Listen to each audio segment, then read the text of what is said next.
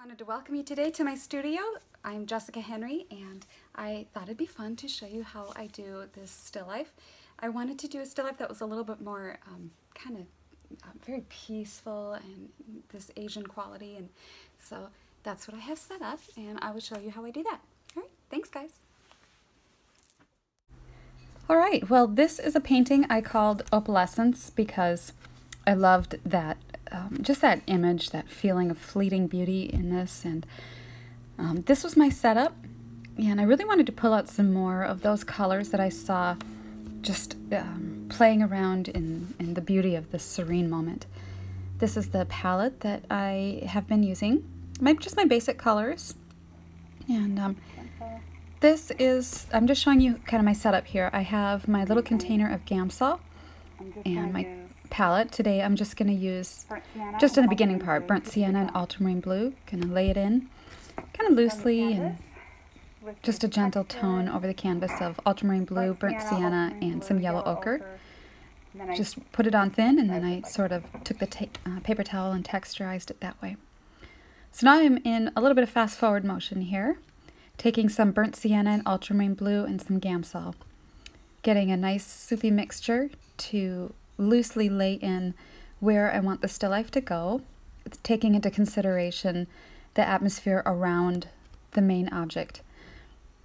One of the things that I really wanted to focus on with this painting here today was to just really capture a feeling, just a moment in time in history. It wasn't so much about, you know, fabulous color and just interesting edges and all that. I really wanted this to have that quiet Zen-like feel where I was kind of focusing on some of my studies with sumi painting, the practice of painting with an ink wash on rice paper. And the beauty of that is you go very slowly and you take into consideration the edges of your paper, all the negative space around your objects, and careful consideration of every brush stroke. And even though this is sped up, it was one of those things I was thinking about throughout the course of this, is while I'm still trying to get the accuracy of the figure and get her in there the way that I see her. And you'll see me throughout this video measuring and using my brush to help draw imaginary plumb lines on my figure. My main object here, as is with when I begin any painting, is to begin with a concept, an idea that is more critical than anything else I do on that canvas. If you don't begin with something that you want to say, then you won't know what direction to go in with the rest of the painting. And so if I could just drive home one point in this video, and that is to begin every project you do with something it is that you want to say about whatever it is you're painting, whether it's a portrait or a landscape or even in this case a still life. So when I set this beautiful china sculpture up in this soft diffused lighting, and I knew I wanted just this little orchid to sort of play with that delicate feel, I just saw this serene moment bathed in natural light, and to me my concept became about capturing that Zen-like quiet, very simplistic, elegant, and because it's not about vibrant color, it was my job to incorporate beauty in the paint and in everything I did. So as a result, given that the subject matter is primarily monochromatic, I added sort of this opalescent quality to the paint, and that to me became the title. I just thought that it was pretty interesting to pull out some more of those colors that weren't really there, but you can kind of exaggerate them and play with them. So what I've been doing so far, keeping in mind what it is that I really want to say, I laid her in on the canvas, taking into account the distant relationships to the edges. And just like in sumi painting, factoring in all the native space and allowing that feeling of how much space do I give her to make her feel like she's living in this environment and has air to breathe that can flow around her without her being too small that she's inconsequential, and too large that it's overbearing to the composition. So I felt satisfied with her size and placement within the rectangle that I had. And I liked the size and placement of the vase with the orchid. And you'll see in my setup, I just have the actual orchid in its own little vase. And I put that little turquoise pot in front of it because I wanted to have the orchid in that pot. I thought it was prettier. So you can make adjustments like that as you're going. So anyway, as you saw here, as I've been working, I laid in first the drawing of my image very loosely with just sort of an inky wash of burnt sienna and ultramarine blue. And I laid in some of the darker notes. And here I'm drawing a line with my eye straight down the figure to see where different elements of the figure intersect with other parts. Okay, so that's what I was doing there. I got the darks in just to help anchor in some of the anatomy. And then I took the brush, I dipped it in the Gamsol, and I sort of got the areas where I wanted highlights wet with the Gamsol, and then I took a paper towel and just rubbed them out like that. And it just sort of creates that, it starts to sculpt it, and my mind can start to see where things are going to go with the idea and how she's going to sit in that setting. So I'm working on the little pot here. And what I wanted to do with this pot was to just think about the shape of it in relation to her shape and how the two objects can complement each other. So the vase is sort of this turquoise gold color, and then the orchid obviously is sort of a magenta, beautiful, this bright, rich pink. So when I painted her to sort of echo the vase with the orchid, when I painted her, the thing, whatever it is that she's sitting on, and down below, I added more turquoise highlights, sort of like a iridescent quality to that of the turquoise. And then as the painting rose up towards her face, I added more magenta play into the whites. So it sort of reflected the feeling of what was happening back there. And I think that it's more something that we perceive rather than observe. So just trying to create that overall unity and marriage throughout the painting. And so what I'm doing with the flowers here, I'm just drawing just the shapes of the petals on each of the flower heads of the orchid as they come up the stem, trying to get that gesture of the curve of that stem just right, because I felt it was so elegant. And I wanted it also to just sort of complement her figure as she's kind of curved that way, and I wanted the orchid going that way too. So I quickly laid in some of that darker background, wiping out some highlights of the vase where it can kind of stand out in front of the folds of that fabric. So that's pretty much just what I'm working on there with the putting in the highlights and lifting out highlights and pushing in shadows. When a still life takes on a feeling of what it is that you're trying to say, it takes on that sort of emotional quality of transcending reality, and it becomes a painting more about just a moment recorded in history, that fleeting light, and just this overall ambiance of serene quiet, immortal temporal light. I keep some of these words just on post-it notes while I'm painting. You don't see them on my videos here, but I do have them, and I'm thinking about them as I'm painting. Even if it's just one or two words or a couple sentences, whatever you have to do to keep those simple concepts in mind. So I was content with the value range as I saw it, as far as my background and the size and placement, and those particular folds in the fabric were significant enough in the design that I felt that they should be added to the painting at this stage. And so I put those in. And then, so now I'm just taking some white with a little bit of yellow ochre and starting to lay in the stronger contrast on the sculpture, just to really help isolate where I'm going with the painting. I really wanted to hit that up. Oil paints will dry darker than when you put them on. So the first day of your painting, you really want to hit those notes as much as you can with the most intensity as you can, because it'll dry darker by the time you go back to it.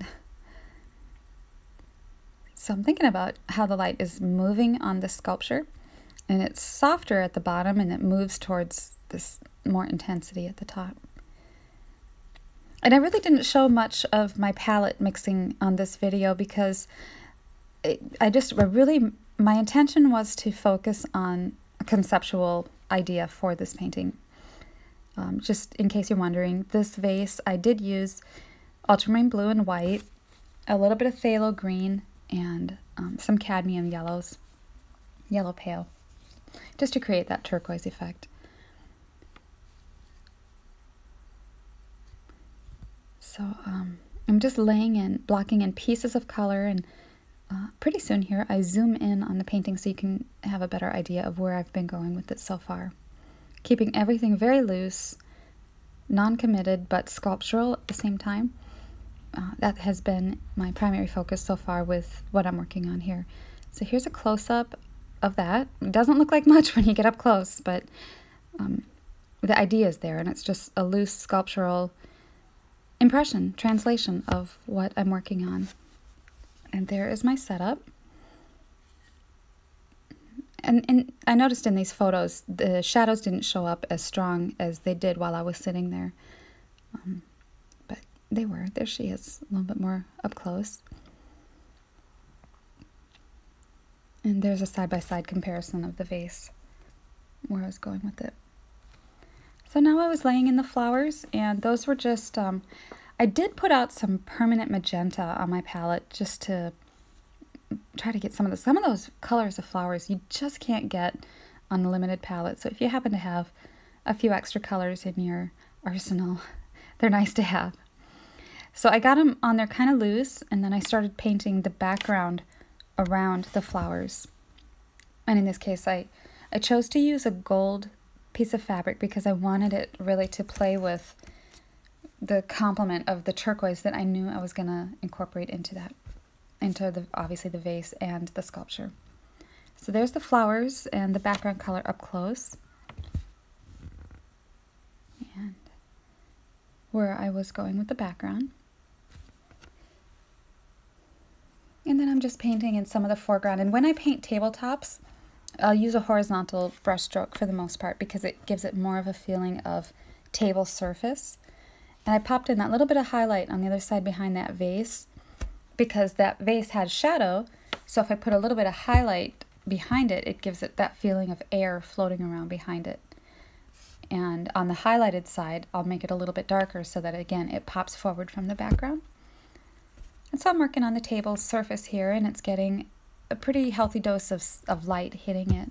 And I wanted to get some more of that impact of that light as it hits there with the big, powerful music note. It's like the opening of a concert, and then it just sort of moves up the figure where it reaches a crescendo by her face and her chest for that whole area in there. And again, just like I painted the vase, on that side of her, I wanted more of a highlight because on the sculpture itself, it was shadowed on that side. So by putting that light on that side, it gave it more air and atmosphere. And I did edit out quite a bit of this background painting of this painting because it just got kind of long. I didn't want to bore you to death on some of these little details, but just keeping my brush strokes, I'll go horizontal and vertical every now and then just to sort of break it up, getting in. I never blend by using X's, like just to blend. Instead, I will do the horizontal, vertical. I just feel it gives a more artistic, impressionistic feel. Again, thinking about that sort of vignette quality, I often will do something like that just to keep the view in that whole, focused in the center of the painting. This painting will be on its way to Whitefish, Montana, to my gallery. Sunty World Art Gallery in Whitefish. It's a very beautiful gallery.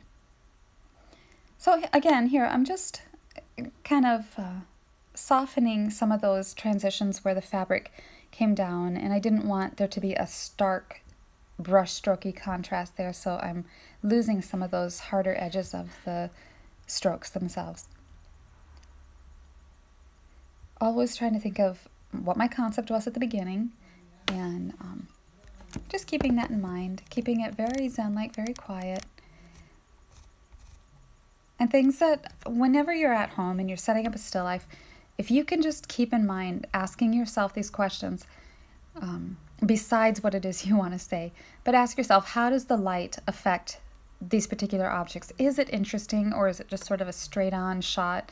You want to adjust your lighting so that it is interesting. Do the colors work well together? In this case, what I was trying to do is just a very simple magenta, turquoise, and gold color scheme. It's basically your primary colors with a little bit of that reddish quality. And I think that that makes it interesting. A secondary color scheme is also attractive with orange, purple, and green. To play with those a little. Do your colors work to support the entire concept? You know, if you want your painting about peace and quiet, it would not be wise to do your color concepts obviously in reds and intense, bright, vibrant colors. Keep it in keeping in continuity with whatever it is you want to say. You also look for places where you can lose an edge. And you'll see when I show this painting finished, I didn't really get into the edges during the painting process. I stopped the video. I'm about 90% of the way finished when I stopped the video, and then I just finished all the little detail-y things on my own. But you'll see when I show the painting at the end, if you want to pause the video, where I lost edges and pulled out some sharper edges, always thinking about leading the eye in as a guide for where I sharpen edges, and where I don't want the eye to look, you can lose an edge. In her case, wherever there was a fleshier part, like maybe on her thigh or her shoulder where the deltoid is, I would soften the edge. And then like her knee and her forehead, areas where I wanted, where there was more bone or a sharper contour, I would pull out a sharper edge. But the whole shadowed side of her over on the left side, that could all be lost. And it's more attractive that way to find those passages where you can just sort of lose them. So I'm counting how many heads down things are. Measured from the statue over there. I took that measurement with my thumb on the brush and figured, oh, okay, here's the length of her head over there. How many heads down? 1, 2, 3, 4. And then on to my sculpture, I said, okay, well, here's her head. 1, 2, 3. Am I in line with what I am working from with life? So when I was working on the shadows of this too, I was trying very hard to, I squinted way down at my sculpture to just see it in 3 values, light, medium, and dark. It can get really overwhelming to look at something as complicated as a sculpture or even a figure and see 100 different values. All these subtle transition shades and reflected lights, bounced lights, and little nuances and colors. If you can just squint and just try to see it 3 values, it'll give you a stronger base upon which you can later add more subtleties. Again, here I'm just working on some of those finer points, the details of the sculpture. That's mostly what I'm working on in this passage in here. So while I'm working, I'm trying to capture a few things that will feel great, and these are the things that I'm kind of just trying to ask myself and think about while I'm painting. Why did I respond to this particular painting in this passage? I'm asking myself these questions, coming up with answers. I'm not going to tell you, but you can come up with your own when you're working on yours. Was it something about the way that the light bounced throughout the painting? Maybe I liked how the color played with the background or the main object. Things that you want to think about. What was your center of interest? How is that going to affect your overall theme? You always want to ask yourself how your eye is going to travel throughout your painting. And don't just randomly throw in a bunch of objects for a still life. You really want to just take some time and think about where it is you're going to lead the eye in. Tell me how long I should stay in your painting. Tell me how long I should stay in certain areas. You know, make it interesting. Let me play around in there, and then I'll get out and travel to another part of your painting, play around over there. and, you know, just bounce around that way. Makes it fun, makes your painting enjoyable. So that's what I'm working on back here, just working on some of these just passages where I needed a little more definition and strength there.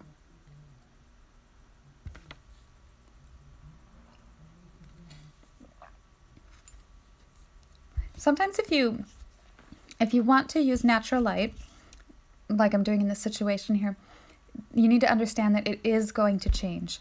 And that is something I noticed throughout the day while I was working on this, is that my highlights became more muted on my statue, and then on my painting, I started painting them according to what I saw. And by the end of the day, I had lost some of that stronger contrast. So I had to stop for the first day, and I came back the next day and finished the painting. And in the morning, I had much stronger light and dark. So I was able to try to capture some more of that vibrancy the second day. So natural lighting, it'll change on you, even in this context. If you don't want that, and you can get a natural daylight light bulb and set up a spotlight, close off all your windows, and if you have access to lights that have sort of flaps or covers that you can adjust the stream of the flow of light, you can do that. Otherwise, you can wrap tin foil around, like if you get a heat lamp, to adjust your light stream. This is where I was at this point in the painting. You can see it's not polished, it's kind of like a sculptor would sculpt out just the rough edges, the rough blocking in. So I moved the camera over to get some more of just a close-up as much as I can of the detail of her face and some of these finer points. I'm going to work on her hairpiece thing too.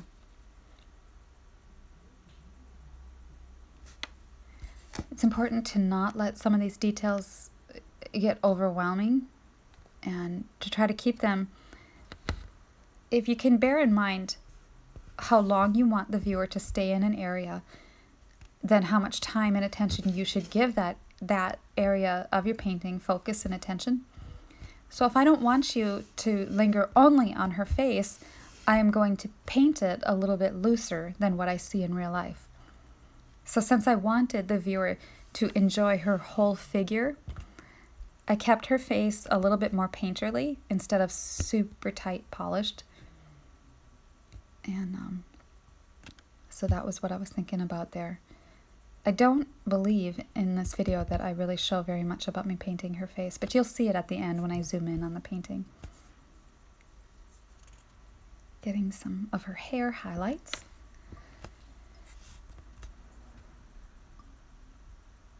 So most of the grays in this painting on the sculpture there, I just used ultramarine blue, burnt sienna, and white.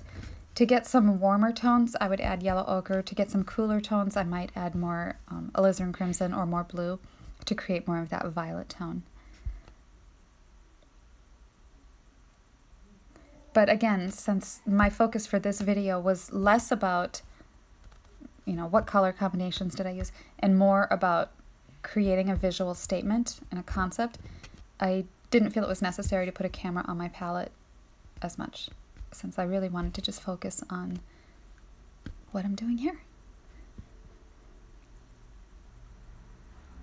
In fact, some paintings I've seen where the focus is just on values, you have a stronger, more beautiful painting in some monochromatic studies than even in some of the most vibrant, colorful paintings that I've seen.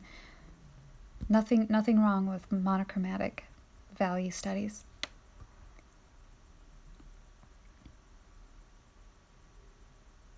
And so I'm just popping in a few of those details. Like I said before about the details of her face, just trying to keep it quiet, understated, but interesting enough to draw you in. So if you can just rely on your intuition and your gut feeling about what it is that you're painting, and just intellectualize it later. What I do when I start getting towards what I think might be the end of a painting, I will set it aside and get a pad of paper and a pen and just start writing a checklist And what I find is when I start writing like that, I am more in my left brain, my analytical side, and I'm taking into account all the little things that I still want to work on and just analyzing it. You get your checklist, you go back to your studio the next day after you've had a good sleep or whatever, a couple days off, go back to your studio and only do that checklist. Because when you're in your left brain, you're more logical and you're just obviously analytical. And if you still feel that there's things you need to do, stop. After your checklist is done, stop and then go make another checklist if you feel you need to.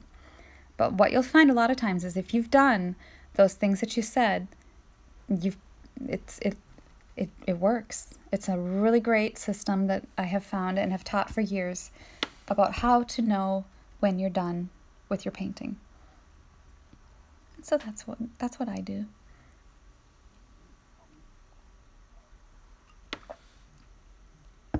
And so, of course, here I'm just tightening things up and refining the shapes. And I do concentrate on the edges a little bit. On the lit side of her, I want the background a little darker.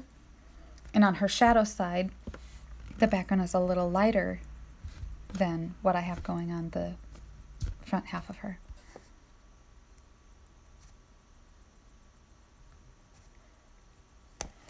Always asking yourself, how can I make a visual impression? What is it that I really wanted to say? If there's anything that you're doing in the process of your painting that inhibits or in any way stops that flow of that visual impression you were trying to make, then you need to stop and reroute and adjust course. It's always the goal of every artist to be their toughest critic and their biggest fan at the same time. It's okay to love your work. And it's also okay to know, you know, when you need outside help or an extra set of eyes or whatever. And so just looking at her hand here and trying to refine some of those shapes.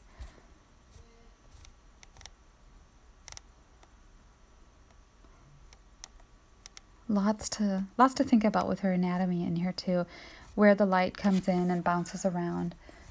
And again, always just when I have these passages where it can be overwhelming with all the different subtle changes in value, I'm comparing them. What does my lightest light look like? What does my darkest dark look like? If I look at this gray, how gray is that compared to the white or the black? Find your anchors and get those established first. It'll make everything else a lot easier.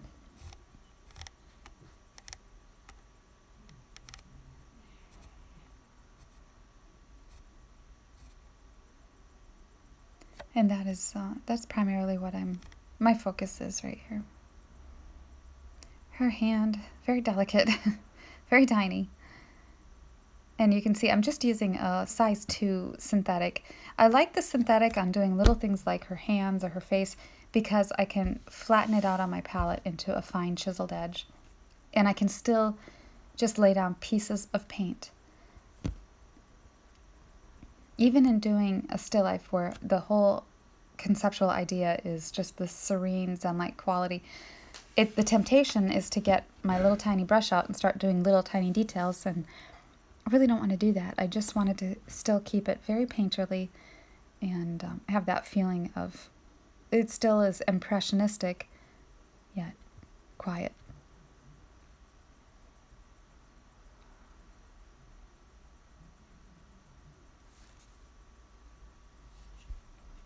And so that's pretty much what I'm working on in this passage in here too, is cleaning up some of those edges and popping in a few more of the detailed highlights and transitional shadows, getting the contours of the fabric figured out, the drapery there.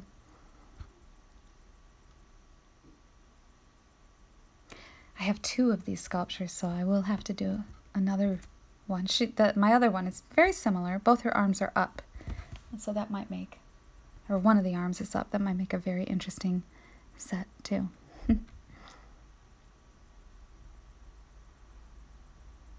Again, just calling to attention how loosely I'm holding the brush and keeping it very just far back. And anyway, that's pretty much as far as I take this demo. You'll see in this clip next a close-up of the finished painting. There she is, and the orchid, and here it is framed. And I wanted to thank you for joining me. All right, well, that wraps it up. I wanted to thank you so much for joining me. I hope that this has been interesting and you've enjoyed it. Thank you so much, and don't forget to like and subscribe if you liked what you saw.